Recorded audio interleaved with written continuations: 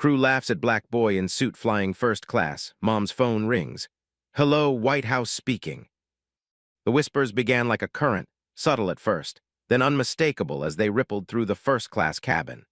13-year-old Marcus Williams adjusted his navy blue tie for the fourth time since boarding, pretending not to notice the flight attendant's smirk as she leaned toward her colleague. His fingers, still soft with youth but steady beyond his years, smoothed the lapel of his charcoal suit, the same one he'd worn to his grandfather's funeral last spring, now slightly short at the wrists. "Sweetheart, are you sure you're in the right section?" The flight attendant's voice carried a saccharine quality that made Marcus's stomach tighten. "First class is just for people with these special tickets." She emphasized the word special, as though explaining colors to the blind. Marcus lifted his gaze, meeting her eyes with the quiet dignity his mother had spent years instilling in him. "Yes, ma'am. Seat 3A." He reached into his pocket, producing the boarding pass that confirmed what he already knew, what he'd always known, that he belonged exactly where he was, regardless of who might question it.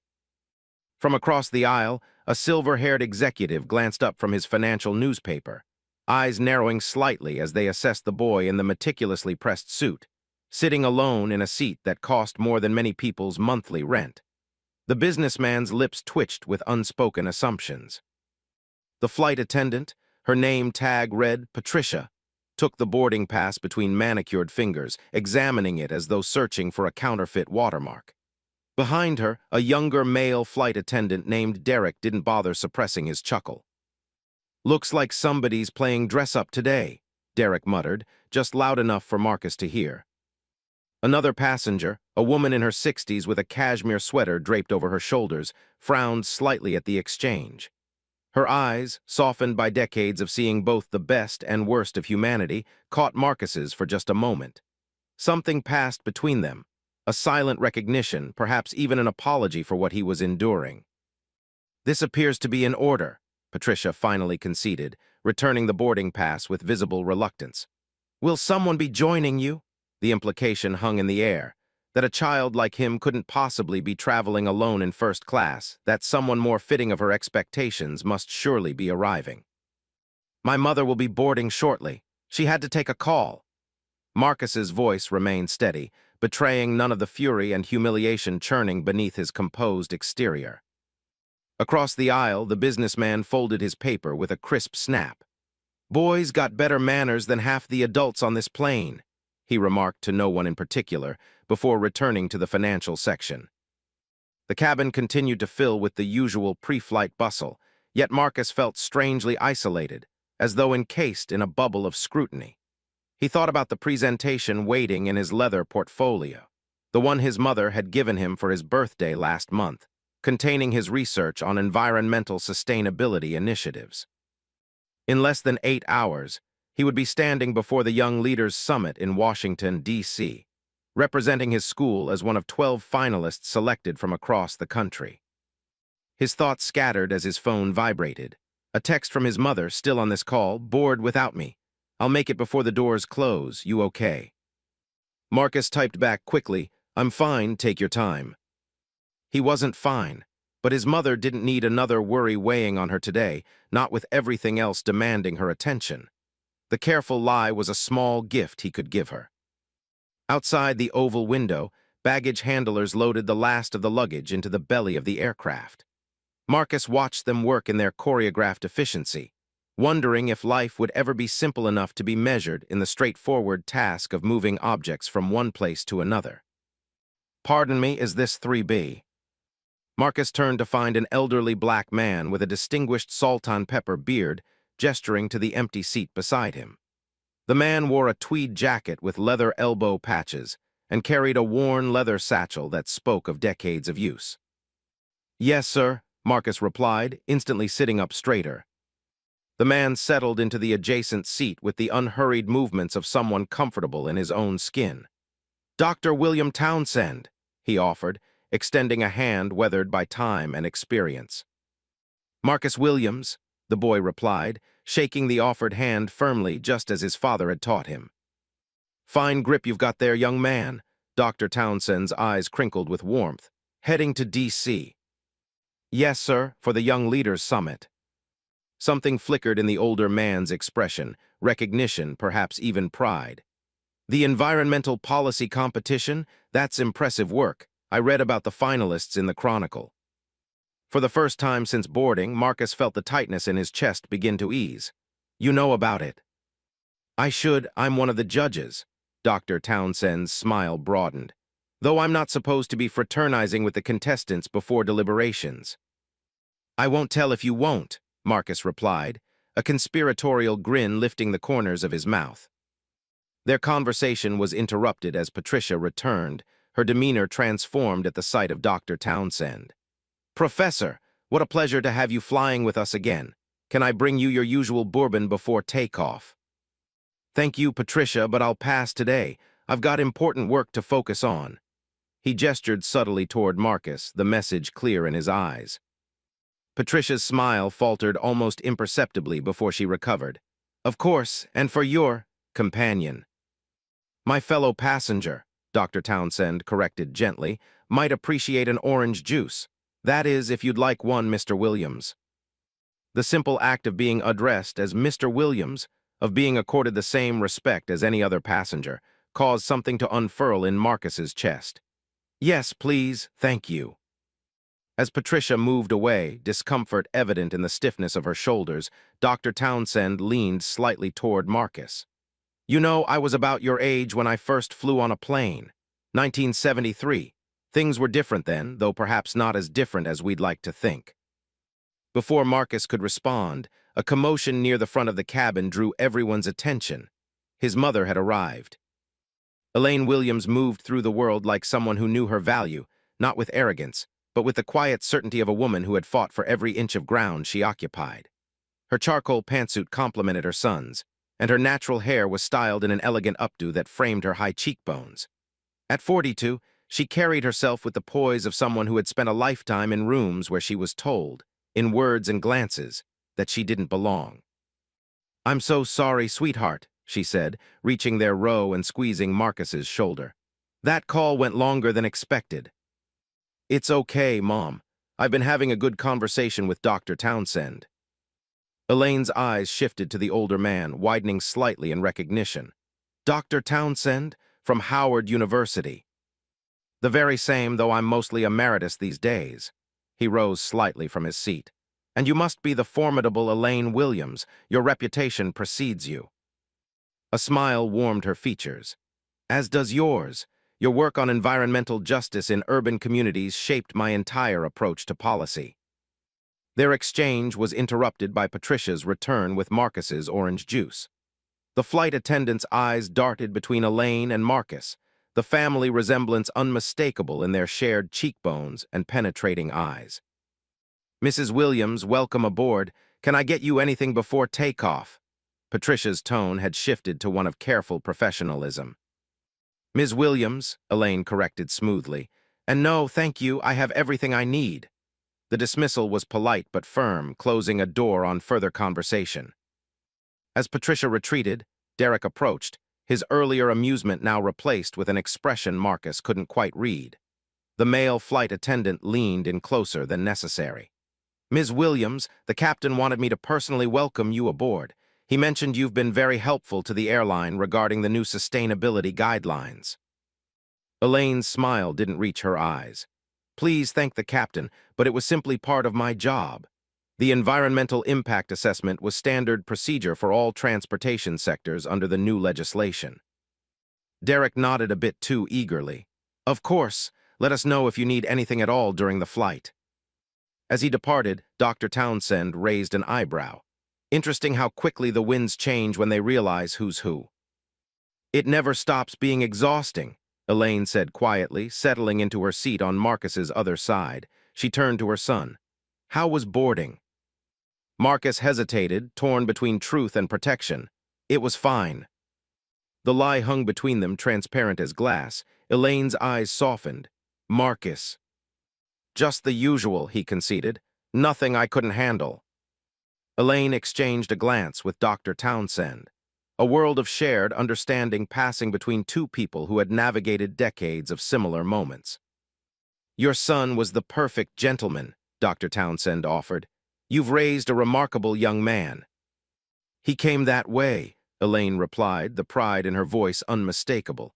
"I'm just trying not to get in his way." As the boarding process concluded and the safety demonstration began, Marcus felt his phone vibrate once more. Discreetly checking the screen, he saw a message from his father, knocked them dead at the conference. "Heading to airport now. We'll meet you both at the hotel tonight. So proud of you, son." A small smile formed on Marcus's lips. His father, Colonel James Williams, was giving a keynote address at a military technology conference in San Francisco.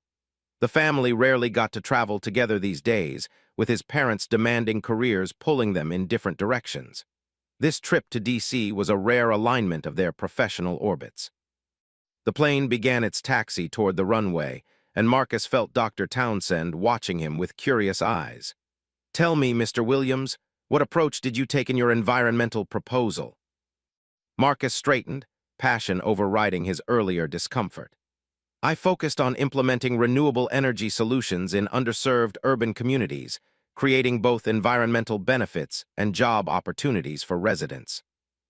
"Addressing both ecological and economic justice," Dr. Townsend nodded appreciatively. "That's thinking at a systems level." "He's been consumed with this project for months," Elaine added. "Our dining room has been mission control." The conversation flowed easily as the plane climbed through the clouds, the earlier tension gradually dissipating. From across the aisle, the businessman who had commented earlier caught snippets of their discussion, his expression shifting subtly as he reassessed his initial impressions. The flight leveled off and the cabin crew began their service. Patricia approached their row with visible apprehension, serving Dr. Townsend first, then Marcus, and finally Elaine. As she placed Elaine's drink on her tray table, she hesitated.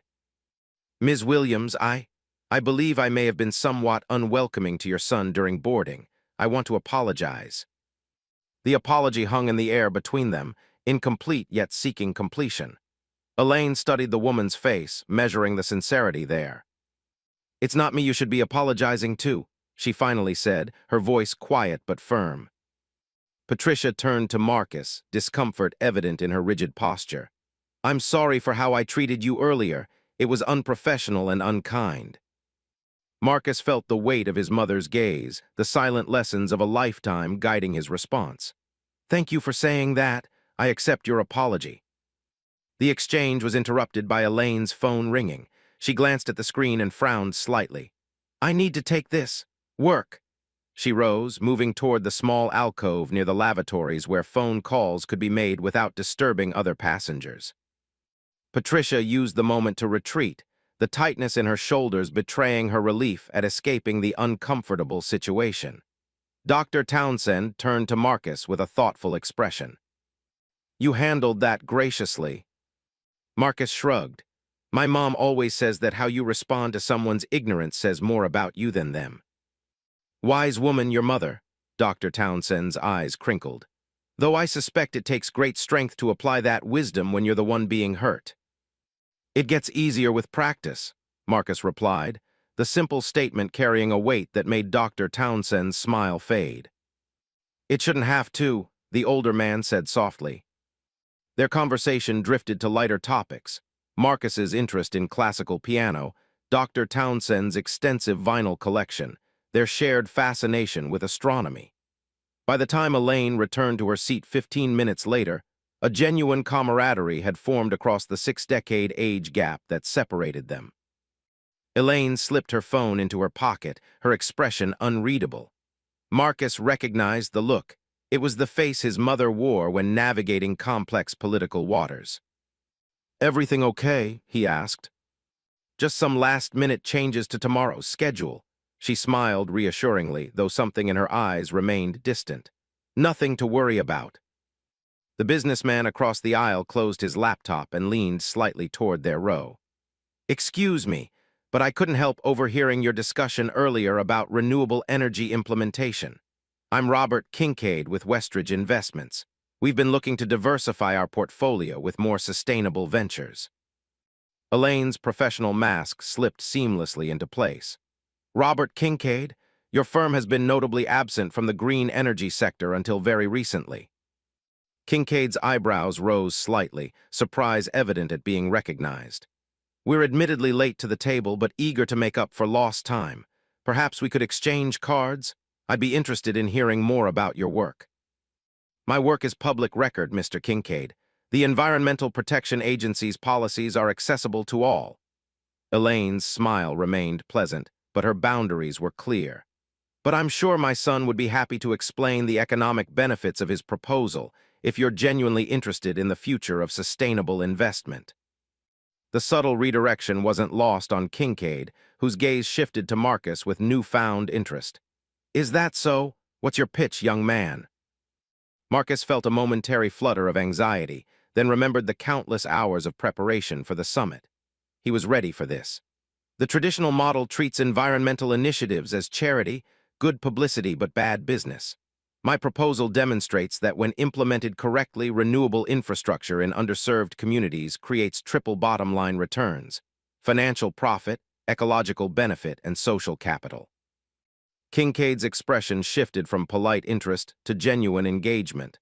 "That's quite the value proposition. What's your projected ROI timeline?" 3 to 5 years for financial break-even, with accelerating returns thereafter as infrastructure maintenance costs remain stable while traditional energy costs continue to rise. Marcus's confidence grew as he spoke, his passion for the subject overriding his awareness of being evaluated. Dr. Townsend watched the exchange with approving eyes, while Elaine maintained a carefully neutral expression, allowing her son to navigate the conversation on his own terms. "You know, I have a son about your age," Kincaid mused. "He's more interested in his gaming console than changing the world." "Different paths for different people," Marcus replied diplomatically. "I just happened to grow up hearing about environmental policy at the dinner table." "Sounds like you had good teachers," Kincaid nodded toward Elaine. "The best," Marcus agreed, "both my parents." The conversation might have continued, but was interrupted by Derek approaching their row once more, his earlier smugness now completely absent. "Ms. Williams, there's a secure call for you in the cockpit. The captain asked me to escort you." Elaine's expression betrayed nothing, though Marcus caught the subtle straightening of her spine, the tell she exhibited only when surprised. "Thank you, I'll be right there." As she rose to follow Derek, she squeezed Marcus's shoulder reassuringly. "I won't be long." The cockpit, the secure heart of the aircraft, where passengers were virtually never permitted in a post-9/11 world. Marcus exchanged a glance with Dr. Townsend, whose raised eyebrow suggested he found the situation as unusual as Marcus did. Kincaid leaned forward slightly. "Your mother must be more important than she lets on." "She just does her job," Marcus replied simply, loyalty overriding his curiosity. Dr. Townsend changed the subject smoothly. "Tell me more about your interest in piano, Marcus. Do you favor the classical repertoire or more contemporary compositions?" The conversation flowed naturally for several minutes, though Marcus found himself glancing occasionally toward the front of the cabin, wondering what could possibly warrant summoning his mother to the cockpit. Across the aisle, the silver-haired woman who had witnessed the earlier interaction during boarding caught Marcus's eye. She leaned slightly toward him. "Your mother reminds me of someone I used to work with at State, that same quiet authority." Before Marcus could respond, Elaine reappeared, her professional composure firmly in place despite the visible curiosity of the first-class passengers. As she returned to her seat, Patricia hurried ahead of her, arranging her napkin and refreshing her water with a deference that bordered on obsequious. "Is everything all right?" Marcus asked once she was settled. "Everything's fine," Elaine assured him, though her eyes held a hint of something unreadable. "Just some scheduling adjustments for when we land." Dr. Townsend studied her with thoughtful eyes, but asked no questions, respecting the obvious boundaries she had established. The flight continued, lunch was served, and conversation drifted between topics, from Marcus's upcoming presentation to Dr. Townsend's recent publication on the intersection of environmental science and social justice. It was nearly an hour later when Derek approached their row once more, leaning down to speak quietly to Elaine. "Ms. Williams, I apologize for the interruption, but there's been another call." The captain suggested you might prefer to take it at your seat this time. Elaine nodded, "Thank you." As Derek handed her the aircraft phone, Marcus noticed Patricia hovering nearby, her curiosity poorly disguised as professional attention. Several other passengers had also taken notice, their glances becoming less subtle with each passing moment. "This is Williams," Elaine said into the receiver, her voice maintaining its professional cadence despite the audience. Then, after a moment of listening, "Yes, Mr. President, I understand the urgency." A ripple passed through the cabin. Derek nearly dropped the coffee pot he was holding. Patricia's eyes widened to an almost comical degree. Across the aisle, Kincaid sat up straighter, suddenly far more interested in Elaine Williams than he had been moments ago. Marcus watched the transformation with a mixture of pride and weariness. This wasn't the first time he'd witnessed the radical shift in how people treated his family once they realized his mother's position. As the Environmental Protection Agency's deputy administrator and the president's top environmental advisor, Elaine Williams wielded significant influence in Washington. Influence she used carefully and strategically, always focused on long-term impact rather than short-term political gains. "Yes, sir, I've reviewed the preliminary data," Elaine continued, seemingly oblivious to the stir she was causing. "I believe we can move forward with the announcement, but we should address the economic impact concerns proactively rather than defensively." The silver-haired woman across the aisle smiled knowingly at Marcus. "Thought so," she murmured. "I was at Interior for 30 years. You develop an eye for spotting the real decision-makers." Elaine concluded her call with a final, "I'll see you at the briefing tomorrow morning, Mr. President," before handing the phone back to an awestruck Derek. The atmosphere in the cabin had transformed completely. Where before there had been dismissive glances and barely concealed disdain, now there were attempted smiles and obvious eavesdropping. Patricia hovered nearby with fresh drinks none of them had ordered. Even Kincaid seemed to be reassessing his initial approach, his expression calculating as he considered the networking opportunity that had quite literally fallen into the seat across from him. Dr. Townsend chuckled softly, and just like that, the weather changes. "It always does," Elaine replied, her voice carrying a hint of both resignation and amusement. Marcus had seen this pattern play out countless times over the years. The startled recalibration when people realized his mother's position, the sudden respect accorded to a woman they had moments earlier dismissed. It never ceased to disturb him how quickly people's treatment could change based on perceived power or status. "Doesn't it bother you?" he asked quietly so only his mother could hear. "How they treated us before versus now?" Elaine considered the question carefully. "It bothers me," she finally admitted. "But I've learned to use it. People who change their behavior when they discover your influence are telling you something important about themselves, information you can use." "To do what?" "To decide who deserves your energy and who doesn't, to recognize who might be persuaded by the right approach and who's a lost cause." Her eyes softened as she looked at her son. "It's not fair and it's not right, but understanding how to navigate it is a necessary skill." The conversation paused as Patricia approached yet again, this time with a bottle of champagne. "Compliments of the captain," she explained, her manner completely transformed from her earlier condescension. "Please thank the captain, but I don't drink while working," Elaine declined politely. "And my son is 13. Patricia's smile faltered only slightly. "Of course, how thoughtless of me, perhaps some sparkling water instead." "That would be lovely," Elaine replied with practiced grace. As Patricia hurried away, Dr. Townsend leaned forward slightly. "You handle that dance beautifully," he observed. "The gentle correction without burning bridges." "A lifetime of practice," Elaine replied, "though some days I'm more successful than others." Derek passed by their row, deliberately slowing as he approached Marcus. "Can I get you anything else, sir?" The "sir" was pronounced with exaggerated deference, the overcorrection almost as insulting as the original dismissal. "I'm good, thank you," Marcus replied evenly, refusing to give Derek the satisfaction of a reaction. As the flight attendant moved on, Marcus felt his mother watching him with a mixture of pride and sadness. "You shouldn't have to be this poised at 13, she said softly. "I learned from the best," he replied with a small smile. Their moment was interrupted as Kincaid cleared his throat from across the aisle. "Ms. Williams, forgive the intrusion, but I wonder if I might bend your ear about the upcoming carbon credit regulations. Our investors have some concerns about the implementation timeline." Elaine's expression remained pleasantly neutral. "Mr. Kincaid, I'm on my way to support my son at an important competition. I'd be happy to direct you to the appropriate channels at the EPA for your inquiries when we land." The polite but firm boundary seemed to surprise Kincaid, who was clearly unaccustomed to having his overtures rebuffed. "Of course, family first, I respect that." Dr. Townsend caught Marcus's eye with a subtle wink. There was something deeply satisfying about watching his mother navigate these interactions with such skill, maintaining her dignity and authority without ever stooping to the level of those who had dismissed her.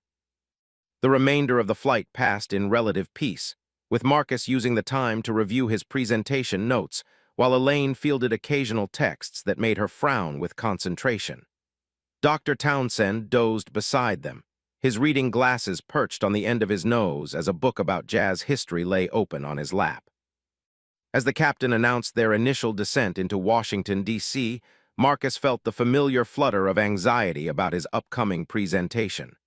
Sensing his tension, Elaine closed her portfolio and turned her full attention to her son. "Nervous?" "A little," he admitted. "There will be a lot of important people there." "Important is relative," she replied. "Remember what Dad always says." "Everyone puts their pants on one leg at a time," Marcus finished with a small smile. "I know. And you know your material inside and out. You've done the work, Marcus. Now it's just about sharing what you know." Dr. Townsend stirred from his light slumber. "If I might offer some unsolicited advice from an old professor, the judges will be looking for authenticity as much as technical knowledge. Don't be afraid to let them see why you care about this issue." Marcus nodded thoughtfully. "Thanks, Dr. Townsend." The plane began its final approach, the sprawling landscape of the nation's capital coming into view through scattered clouds. The Washington Monument pierced the horizon, a stone needle connecting earth to sky. Somewhere in that city, decisions were being made that would shape the world Marcus would inherit, decisions his mother helped influence every day. "Mom," he asked quietly, "do you think what I'm doing actually matters? I mean, it's just a student competition." Elaine turned to him, her expression entirely serious. "Every significant change in history started with someone caring enough to take the first step. Your generation will face environmental challenges we've only begun to understand. The work you're doing now, learning to research, to build cases, to persuade, that's how you prepare to make a difference when your moment comes." Dr. Townsend nodded in agreement. "And sometimes, young man, the most powerful thing you can do is simply refuse to accept the limitations others try to place on you. Your presence in this competition already matters, regardless of the outcome." The plane touched down with a gentle bump, rolling along the tarmac toward the terminal. As the seatbelt sign turned off and passengers began gathering their belongings, Patricia approached their row once more. "Ms. Williams, the captain has arranged for priority deplaning for you and your party," she announced, her manner deferential. "If you'll follow me when you're ready." Elaine exchanged a glance with Marcus, a silent question passing between them. He gave an almost imperceptible nod. This small privilege, being allowed to exit the plane first, was trivial in the grand scheme of things, but it represented the dramatic shift in how they had been treated from boarding to landing. "Thank you, Patricia," Elaine replied, gathering her belongings. "That's very kind of the captain." As they prepared to deplane, Dr. Townsend leaned toward Marcus. "Mr. Williams, it has been a genuine pleasure making your acquaintance. I look forward to your presentation tomorrow, though, of course, I must maintain my impartiality as a judge." "Of course," Marcus replied with a grin. "Thank you for the conversation, Dr. Townsend." "Elaine," the professor added, turning to Marcus's mother, "what you're doing at the EPA is giving these young people a fighting chance at a habitable future. Thank you for your service." "Coming from you, that means a great deal," she replied warmly. "Your work laid the foundation for so much of what we're trying to accomplish." As they moved toward the front of the aircraft, Marcus noticed Derek and another flight attendant whispering, their eyes following his mother with newfound respect.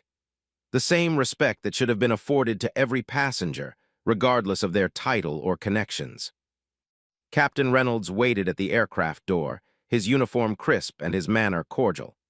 "Ms. Williams, it's an honor to have you on board. I hope you'll pass along to the President that we fully support the administration's climate initiatives, despite what some industry voices might suggest." "I appreciate that, Captain," Elaine replied diplomatically. "Safe travels for the remainder of your day." As they stepped into the jet bridge, Marcus felt his phone vibrate with a text from his father. "Just landed in D.C. Driver waiting for all of us at baggage claim. Can't wait to hear how the flight was." Marcus smiled, already composing in his mind the story he would tell, not just about the changing attitudes of the crew, but about meeting Dr. Townsend and the unexpected opportunity to practice defending his proposal. His father would appreciate the irony of the situation, having experienced similar transformations in how people treated him after learning he was a full colonel in the Air Force, specializing in cybersecurity. The terminal bustled with the usual airport activity, travelers rushing to connections, families reuniting, business people buried in their phones. Yet as they walked through the concourse, Marcus noticed Patricia hurrying to catch up with them. "Ms. Williams, I wanted to say something." The flight attendant's earlier confidence had evaporated, replaced by what appeared to be genuine regret. "The way I treated your son during boarding was inexcusable. I made assumptions based on—" "Well, it doesn't matter what they were based on. They were wrong, and I'm truly sorry." There was a rawness to this apology that had been missing from her earlier, more performative attempt. Elaine studied her for a moment, then glanced at Marcus, yielding the space to him. "We all have biases," Marcus said carefully. "What matters is recognizing them and doing better next time." Patricia nodded, relief visible in her eyes. "You're very mature for your age. Thank you for your grace." She hesitated, then added, "Good luck with your competition." "Thank you," Marcus replied, finding that he genuinely appreciated the sentiment despite their rocky beginning. As Patricia departed, Elaine squeezed her son's shoulder. "That was generous of you. Like you always say, holding grudges takes energy I need for more important things." They continued through the terminal toward baggage claim, where Colonel Williams would be waiting. As they walked, Elaine's phone rang once more. Checking the screen, she showed it to Marcus with a small smile. The display read, "White House calling." "Duty calls," she said with a sigh. "Just one moment," she answered with her usual professional tone. "This is Williams." Marcus watched his mother's expression shift as she listened to the caller, her eyebrows rising slightly in surprise. "Yes, sir, we've just landed," she confirmed. "That's very kind of you, but not necessary. I understand." "Yes, he's right here." She turned to Marcus, extending the phone. "The President would like to speak with you." Marcus froze momentarily, his eyes widening as he accepted the phone. "Hello." "Marcus, I hear you're going to knock them dead at the Young Leaders Summit tomorrow." The President's voice was warm and engaging, exactly as it sounded during televised addresses, but somehow more real. "Your mother tells me your proposal on renewable energy in urban communities is revolutionary." "Thank you, Mr. President," Marcus replied, his voice steadier than he felt. "I'm just trying to address the problems I see in my own neighborhood." That's exactly the kind of thinking we need, solutions that come from lived experience rather than theoretical models. "Listen, I know you'll be busy with the competition, but if you have time, I'd love for you to stop by the Oval Office while you're in town. I've got a new initiative I'm launching next month that could use your perspective." Marcus caught his mother's eye, speechless for a moment. "I'd be honored, sir." "Excellent, your mother knows how to set it up. Good luck tomorrow, though from what I hear you won't need it." As Marcus handed the phone back to his mother, who exchanged a few more words with the President before ending the call, he felt a strange mixture of emotions. Pride, certainly, but also a weariness beyond his years. The contrast between how he had been treated on the plane and the President of the United States seeking his input was almost too stark to process. "You okay?" Elaine asked as they continued walking, her eyes keenly observing her son's expression. "Yeah," Marcus replied after a moment. "It's just strange how the same person can be dismissed one minute and valued the next when nothing about them has changed." Elaine nodded, understanding in her eyes. That's the world we're navigating, sweetheart, but remember, your value never changed. It was always there, regardless of who recognized it. As they rounded the corner toward baggage claim, Marcus spotted his father standing tall among the waiting crowd, his military bearing evident even in civilian clothes. Colonel James Williams's face broke into a wide smile as he caught sight of his family. "There are my favorite people," he called, embracing them both with the enthusiasm of a man who had been away from his loved ones too long. "How was the flight?" Marcus and Elaine exchanged a knowing glance. "Educational," Marcus replied with a small smile, "in ways I didn't expect." "Those are often the best kind of lessons," his father observed, wrapping an arm around his son's shoulders as they headed toward the exit. "Now, tell me everything. Don't leave out a single detail." As they walked into the Washington afternoon, Marcus began his story, not just of the flight crew's behavior, but of Dr. Townsend's kindness, of the businessman's change of heart, of the unexpected phone call from the president. With each step, the weight of the experience began to lift, transformed through the telling into something he could carry forward rather than be burdened by. Tomorrow he would stand before the judges and present his vision for a more sustainable, more equitable future. His voice would be heard, his ideas considered on their merits. And whether he won or lost the competition, he knew with certainty that he belonged exactly where he was, at the table where decisions were made, contributing to a conversation that would shape the world he would inherit. As they approached the waiting car, Marcus glanced back at the airport terminal, a place of transitions, of comings and goings, of momentary intersections between lives. Somewhere inside, Patricia and Derek were preparing for their next flight, perhaps carrying with them a slightly altered perspective. Dr. Townsend was likely collecting his luggage, preparing to review the presentations he would judge tomorrow. Even Kincaid might be reconsidering his firm's approach to environmental investments. Small ripples, perhaps, but ripples nonetheless, moving outward in patterns that could not be predicted. Just as his mother's work at the EPA created policies that would influence environments for decades to come, and his father's cybersecurity innovations protected vital infrastructure from unseen threats, Marcus's own contributions were beginning to take shape. He stepped into the car, ready for whatever came next, secure in the knowledge that his worth wasn't determined by those who questioned his presence, but by what he brought to every room he entered. And tomorrow, he would enter a new room, one where his voice, his research, and his vision for the future would matter more than the assumptions made about a 13-year-old black boy in a suit that was slightly too small at the wrists. Hey, folks, if you're enjoying this story, I'd love to know where you're watching from. Take a second to subscribe to our channel and drop a comment below telling us your location. It helps us reach more viewers like you who appreciate these meaningful narratives. Colonel Williams listened intently as Marcus recounted the details of the flight, his expression shifting between indignation, pride, and occasional flashes of the weary recognition that comes from a lifetime of similar experiences. "So let me get this straight," he said as their car navigated the Washington traffic. "They essentially questioned whether you belonged in first class until they realized who your mother was, and then suddenly you were worthy of their respect." "That's about the size of it," Elaine confirmed. Though to be fair, one flight attendant did offer a seemingly genuine apology afterward.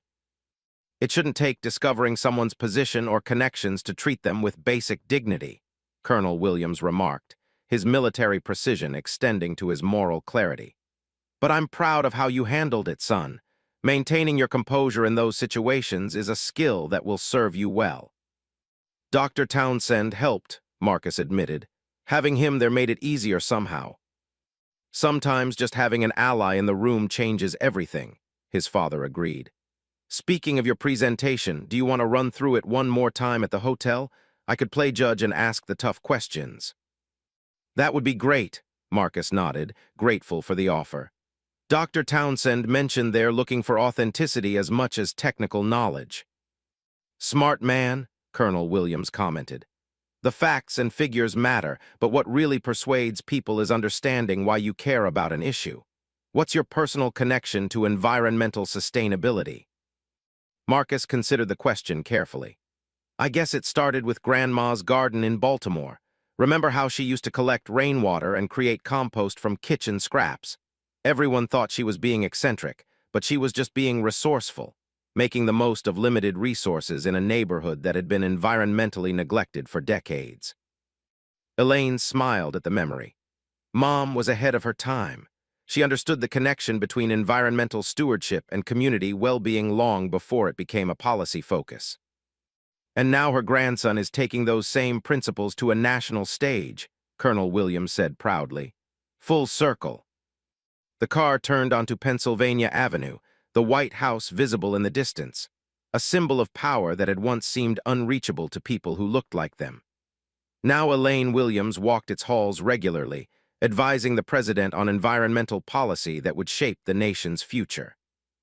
Speaking of the White House, Elaine began, checking her phone, the president wasn't just being polite earlier. He's serious about wanting your input on the new urban sustainability initiative, Marcus. His team has already sent over some possible meeting times for later this week. Marcus blinked in surprise. He actually wants my opinion. I'm 13. 13 with more insight into how environmental policies actually affect urban communities than most of his cabinet, his mother pointed out. Age isn't always the best measure of expertise. You've lived the issues you're trying to solve. That perspective is invaluable. Colonel Williams nodded in agreement. Your generation will inherit the consequences of decisions being made today. It's only right that you have a voice in shaping them. Car pulled up to their hotel, a historic building a few blocks from the National Mall. As they checked in and settled into their suite, Marcus felt the familiar weight of expectation settling on his shoulders, not just from his parents, but from all those who had invested in his success.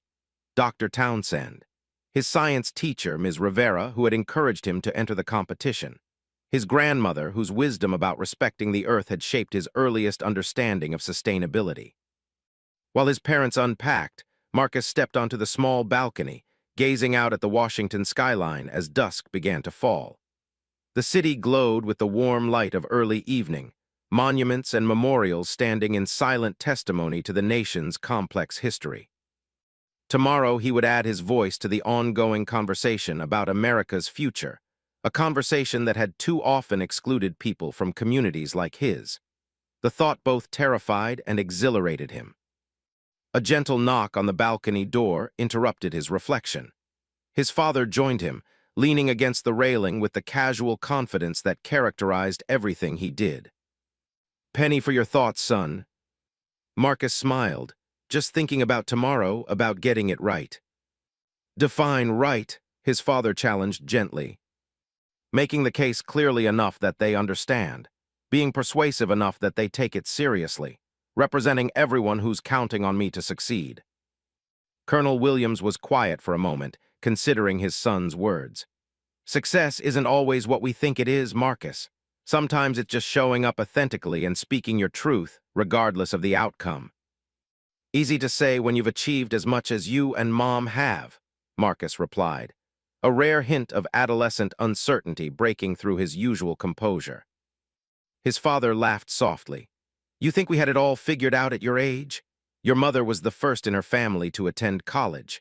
I grew up in a neighborhood where military service was seen as the only reliable path out. We were making it up as we went along, just like you are now.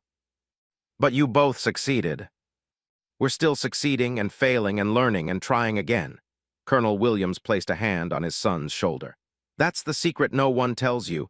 There's no arrival point where everything makes sense and you've finally made it. There's just the journey and the people you choose to journey with." The wisdom of his father's words settled over Marcus like a comforting weight. "Thanks, Dad." "Any time, son." Colonel Williams checked his watch. "Now, how about we order room service and then run through your presentation? Tomorrow's a big day." As they turned to go inside, Marcus's phone buzzed with a notification. Opening it, he found an email from an unfamiliar address. William, Townsend at Howard, Edu. "Mr. Williams, asterisk. It was a pleasure meeting you on our flight today. While propriety prevents me from offering specific feedback on your upcoming presentation as a judge, I can share this general advice. The most compelling arguments are those that connect head and heart, data supported by authentic passion. Whatever the outcome tomorrow, remember that the true measure of success lies not in winning competitions, but in using your considerable gifts to create positive change in a world that sorely needs it. With respect and optimism, asterisk. Dr. William Townsend, asterisk. Marcus showed the email to his father, who read it with an appreciative nod. Smart man, that Dr. Townsend. He sees what I see in you. Inside the suite, Elaine was arranging documents on the desk. Her EPA work never fully paused even during family trips. She looked up as they entered. Everything okay out there? More than okay, Colonel Williams replied, squeezing his son's shoulder. Our boy's ready for tomorrow. Elaine studied her son's face, reading the subtle shifts in his expression with the accuracy of someone who had watched him grow from infant to teenager. Yes, I believe he is. As the evening progressed, they ordered room service and spread Marcus's presentation materials across the suite's dining table. Colonel Williams played the role of skeptical investor, while Elaine asked pointed policy questions, both of them pushing Marcus to clarify his arguments and strengthen his delivery. By the time they had finished their review, it was past midnight. Marcus's voice was hoarse from practice, but his confidence had grown with each run-through.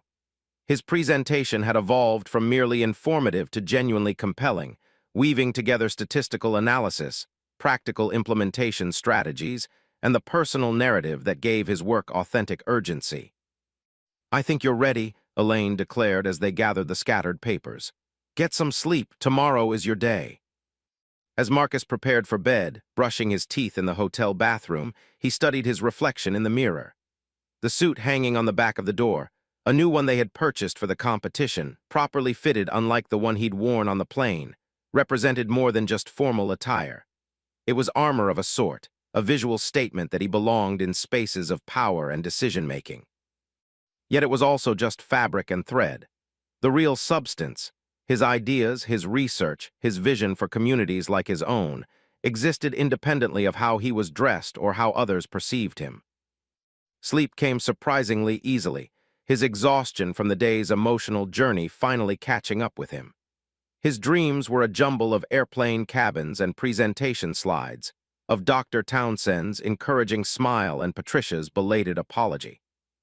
Morning arrived with the soft ping of his phone alarm. Marcus rose, showered, and dressed with meticulous care, his father helping him adjust his tie to perfection.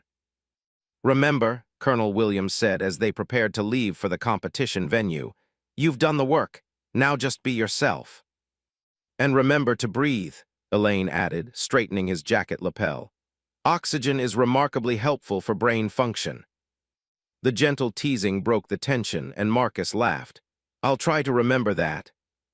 The competition was being held at the National Academy of Sciences building, a neoclassical structure whose very architecture spoke of authority and tradition.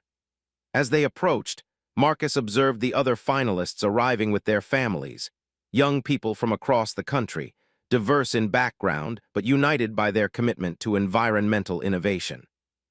In the grand lobby, a registration table was staffed by efficient volunteers who provided name badges and schedules. Marcus checked in, receiving his contestant badge with a surge of nervous excitement. This was really happening. Marcus Williams. He turned to find a young woman in a staff polo shirt approaching. Yes. I'm Alyssa, one of the program coordinators. Dr. Townsend asked me to let you know he's looking forward to your presentation. She smiled warmly. That's pretty unusual. He doesn't normally single out contestants. We met on the flight yesterday, Marcus explained, careful not to mention anything that might appear improper. Well, the judges will be seated in the front row. Presentations begin in 30 minutes. You're scheduled fourth in the lineup. She handed him a folder with his final instructions. Good luck. As Alyssa moved on to assist other contestants, Marcus turned to his parents. Fourth, that gives me time to watch how the others do it, but I won't have to wait too long. Perfect positioning, his father agreed. Military strategy, neither the point position nor the rear guard. The assembly hall was filling quickly with judges, contestants, parents, and educators. Near the front, Marcus spotted Dr. Townsend chatting with another judge, his tweed jacket and distinguished beard unmistakable even from a distance. As they found seats, Marcus noticed a familiar figure entering the hall, Robert Kincaid from the plane, now dressed in an even more expensive-looking suit. The businessman caught his eye and nodded in recognition before taking a seat near the back. "Looks like you made quite an impression yesterday," Elaine observed, having noticed the exchange. "I'm starting to understand what you mean about using people's changed perceptions," Marcus replied quietly. The room quieted as the program director took the stage, welcoming everyone to the Young Leaders Summit and explaining the format of the competition. Each finalist would have 10 minutes to present, followed by 5 minutes of questions from the judges. Scores would be tabulated based on innovation, practicality, presentation quality, and potential impact. The first 3 presenters were impressive. A girl from Minnesota with a project on wetland restoration, a boy from California proposing a new approach to wildfire prevention through indigenous forest management techniques, and a team of 2 from Texas with an innovative water conservation system for agriculture. Then it was Marcus's turn. As he approached the podium, he felt a moment of almost paralyzing self-consciousness. The audience before him represented some of the most influential voices in environmental science and policy. The judges' expressions were neutral, giving nothing away, except for Dr. Townsend, whose eyes held the same warm encouragement they had shown on the plane. Marcus adjusted the microphone, took a deep breath as his mother had advised, and began. "My grandmother taught me that true sustainability isn't just about preserving resources. It's about ensuring that everyone has access to them. Growing up in Baltimore, I saw firsthand how environmental policies often bypass the communities that need them most. My proposal aims to change that." As he spoke, his initial nervousness gave way to passionate conviction. The slides he had prepared illustrated not just statistics and implementation models, but also images of his own neighborhood, the community garden his scout troop had helped build, the abandoned industrial site that could be transformed into a solar farm, the faces of neighbors who would benefit from both the environmental improvements and the jobs created. "The fundamental flaw in most environmental initiatives targeting urban communities is that they're designed for these communities rather than with them," he explained, his voice steady and clear. "My approach integrates community leadership at every stage, ensuring that solutions address actual needs rather than presumed ones." From the corner of his eye, he could see the judges leaning forward slightly, their interest evident in their body language. Dr. Townsend's subtle nod encouraged him to continue. When the 10 minutes had elapsed, Marcus felt as though he had barely scratched the surface of what he wanted to say. But the timer was unforgiving, and he moved smoothly into the question and answer segment. The judge's questions were probing but fair, challenging his assumptions and asking him to defend his economic projections. Marcus responded with the confidence of someone who had thoroughly researched his topic, acknowledging limitations where they existed, but standing firm on his core principles. The final question came from Dr. Townsend himself. "Mr. Williams, if implemented, your proposal would shift significant decision-making power to communities that have historically been excluded from environmental planning. How would you address resistance from traditional power structures that might be reluctant to cede that control?" It was a question that went to the heart of the political challenges Marcus's approach would face, one that recognized the realities of power dynamics that extended far beyond environmental policy. "Resistance to change is inevitable in any system," Marcus replied after a moment's thought. "But I believe this approach actually offers benefits to all stakeholders. For policymakers, it means more effective implementation and reduced opposition. For businesses, it means more sustainable long-term investments with community buy-in. And for communities, it means solutions that actually address their needs rather than someone else's perception of them." He paused, then added, "The question isn't whether we can afford to share power in addressing environmental challenges. The question is whether we can afford not to." A murmur of appreciation rippled through the audience. Dr. Townsend's expression remained professionally neutral, but his eyes conveyed approval. As Marcus returned to his seat, the tension that had built in his shoulders during the presentation finally released. His father squeezed his arm supportively, while his mother's smile communicated more pride than words could express. The remaining finalists presented their projects, each impressive in its own right. By the time the final presentation concluded, it was clear to everyone in the room that the judges faced a difficult decision in selecting a winner. The program director announced a 30-minute deliberation period, during which refreshments would be served in the adjacent reception area. As the audience dispersed, several people approached Marcus to compliment his presentation, including two of his fellow contestants who were interested in how his community engagement model might apply to their own projects. As Marcus was explaining a particular aspect of his approach, he felt a tap on his shoulder. Turning, he found Kincaid waiting to speak with him. "That was quite impressive, young man," the businessman said, extending his hand. "You've given me some things to consider regarding our firm's approach to urban investments." "Thank you, Mr. Kincaid," Marcus replied, shaking the offered hand. "I meant what I said on the plane. We're looking to diversify into more sustainable ventures. If you're interested, I'd like to discuss the possibility of piloting your approach in one of our development projects, with appropriate compensation for your intellectual property, of course." Before Marcus could respond, his father stepped forward, extending his hand to Kincaid.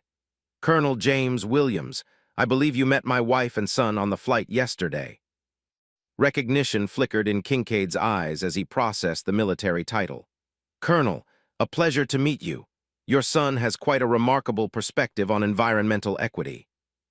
"He does," Colonel Williams agreed. "And while we appreciate your interest in his work, he's 13. Any business discussions would need to involve appropriate legal representation and consideration of his educational priorities." Kincaid nodded, accepting the boundary. "Of course, my enthusiasm got ahead of my protocol. Please, here's my card. When you're ready to discuss possibilities, I'd be happy to connect." As Kincaid departed, Marcus exchanged a glance with his father. Would that actually be possible, working with his company? "Possible, yes. Advisable, that would depend on a lot of factors." Colonel Williams tucked Kincaid's card into his pocket. "But that's a conversation for another day. Today is about your competition." The announcement came for everyone to return to the assembly hall for the awards ceremony. As they took their seats, Marcus felt a strange calm. The outcome suddenly seemed less important than the journey that had brought him here, the months of research, the mentorship from teachers and family, even the challenging experiences of the previous day's flight.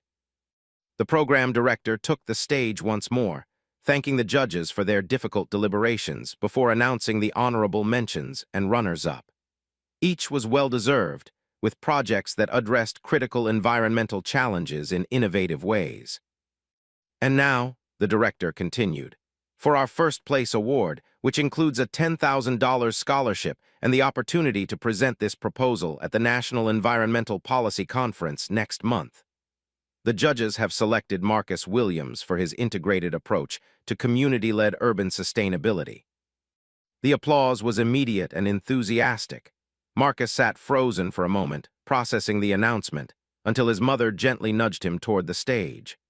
Rising on legs that felt suddenly unsteady, he made his way forward to accept the award, a crystal trophy and symbolic scholarship check.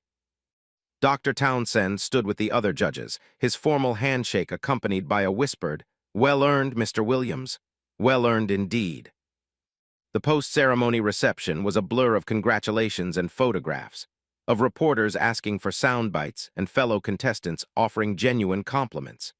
Through it all, Marcus maintained the poised demeanor that had become his natural response to both adversity and success, though the smile that rarely left his face betrayed his genuine joy.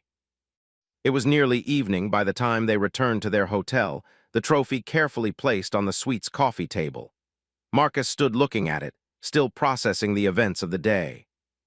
"How does it feel?" his father asked, coming to stand beside him. "Good," Marcus admitted, "but also strange. Like I've been working toward this for so long, and now it's happened, and I'm not entirely sure what comes next." "That's how achievements often feel," Colonel Williams nodded. "The anticipation sometimes overshadows the reality, but this is just the beginning, son. This opens doors to conversations and opportunities that will help you make a real difference." Elaine joined them, having just concluded a call. "That was the president's scheduler. He's confirmed for tomorrow at 2 p.m., 15 minutes in the Oval Office." Marcus's eyes widened slightly, That's actually happening. It is, Elaine confirmed. And now he's interested in not just hearing your ideas, but possibly incorporating elements of your proposal into the new urban sustainability initiative. Your timing couldn't have been better. From dismissive flight attendants to the Oval Office in 48 hours, Colonel Williams remarked with a hint of irony. Quite the journey. Life often works that way, Elaine observed. The same qualities that make some people dismiss you are exactly what make others recognize your value. Marcus considered this, turning the trophy slightly to catch the light. I wish Patricia and Derek could see this, not to make them feel bad, but just so they'd know. Know what? His mother prompted gently. That their assumptions were wrong. That the suit doesn't make the man, but it doesn't unmake him either. That first impressions aren't always accurate. They might learn that lesson eventually, Colonel Williams said. Or they might not, but that's their journey, not yours. Elaine's phone chimed with another message. Checking it, she smiled. Dr. Townsend has sent his formal congratulations, along with an invitation for you to speak to his environmental justice seminar at Howard next semester. The validation from someone he had come to admire in such a short time meant almost as much as the competition victory. Tell him I'd be honored. As evening deepened into night, they ordered a celebration dinner to the suite and discussed the day's events. The conversation eventually drifted to the upcoming White House visit and the National Environmental Policy Conference, where Marcus would present his ideas to an even broader audience of policymakers and industry leaders. Later, as his parents discussed logistics for the remainder of their Washington stay, Marcus stepped onto the balcony once more. The city lights glowed against the dark sky, the Washington Monument illuminated in the distance. Somewhere in that landscape of power and politics, decisions were being made that would shape the future, his future, and that of communities like his across the country. Tomorrow he would join that conversation, not as an observer but as a participant. His voice would be heard in rooms where people who looked like him had too often been absent. The realization was both exhilarating and sobering, a responsibility as much as an opportunity. His phone buzzed with a text message from his best friend back home. Did you win? Marcus smiled, typing back, first place. Tell everyone I said hi. The simple exchange grounded him, a reminder of where he had come from and who he was beyond the accolades and opportunities. Tomorrow would bring new challenges, new rooms to enter, new perceptions to navigate. But tonight, he could simply be a 13-year-old celebrating an achievement with his parents and texting his friend about it. As he looked out over the city, Marcus thought about the journey that had brought him here. Not just the physical journey on a plane where his belonging had been questioned, but the longer journey of developing his ideas and finding his voice. He thought about his grandmother's garden in Baltimore, about the community center where he had first presented his environmental proposals to skeptical neighbors, about the countless hours of research and preparation that had culminated in today's victory. The path ahead was uncertain but full of possibility. There would be other Patricias and Dereks, other moments of being judged before being heard. But there would also be Dr. Townsends and presidents who recognized value beyond superficial judgments, who understood that solutions often come from unexpected voices. Marcus Williams, 13 years old in a suit that now fit him perfectly, stood at the threshold of that future, ready to step forward to speak up, to make a difference. Not because of who his parents were or what positions they held, but because of who he was becoming and what he had to contribute. Tomorrow would be another day of proving himself, of exceeding expectations, of changing perceptions. But tonight, standing on a hotel balcony overlooking the capital of a nation still struggling to fulfill its promise of equality for all, he allowed himself to simply enjoy the moment, this perfect, fleeting moment of achievement and possibility. Behind him, the suite door opened as his father stepped onto the balcony. Penny for your thoughts? Again.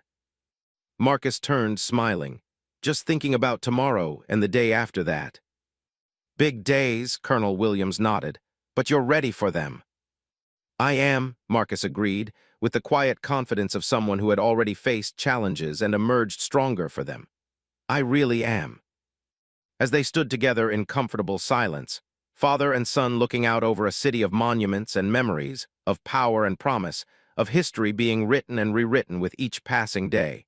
Marcus knew with certainty that his story was just beginning. And what a story it would be.